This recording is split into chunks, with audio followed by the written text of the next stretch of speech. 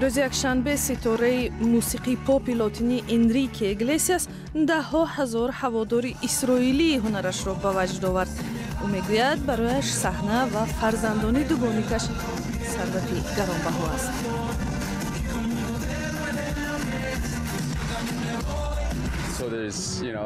برای من در زندگی دو چیز از همه مهمتر است. یکی صحنه و دیگری دیدار با اهل عائله. میخواهم با آنها باشم، بازی آنها را تماشا کنم و آغوش بگیرم و ببوسم. انریکه ایگلسیاس با تنیس باز مشهور روس آنا کورنیکووا زندگی میکند. فرزندانی دوگانگ هم دارد. پدر انریکه هولیو ایگلسیاس هم در گذشته ورزشگر بود و بعداً به یکی از آوازخوان‌های مشهورترین لاتینی زبان عالم تبدیل شد. انریکه ایگلسیاس باور دارد که در آینده شهرت آهنگ‌های لاتینی باز هم بیشتر می شود.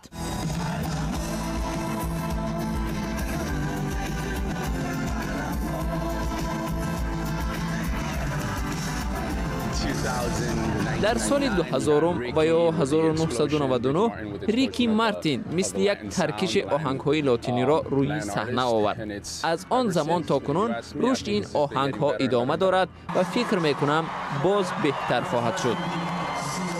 امسال انریکه ایگلسیاس در حضور هزارها هوادار هنرش که در یرکان پارک تل‌آویو جمع شده بودند ترانه و آهنگ‌های لاتینی و انگلیسی اجرا کرد. سفر هنری انریکه ایگلسیاس از بوئنوس آیرس آغاز یافته تا کنون پراگ، افین و لوبلیانا را در بر گرفت. حاضرین از هنرنمای انریکه ایگلسیاس قناعتمند به نظر می رسیدند.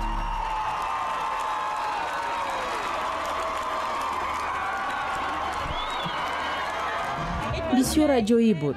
او را دوست می دارم. هم آهنگش خوب است و هم خودش خوشندان. میخواستم کمی آهنگ‌های رگ سرایت که ما هم بیشتر رقص کنیم.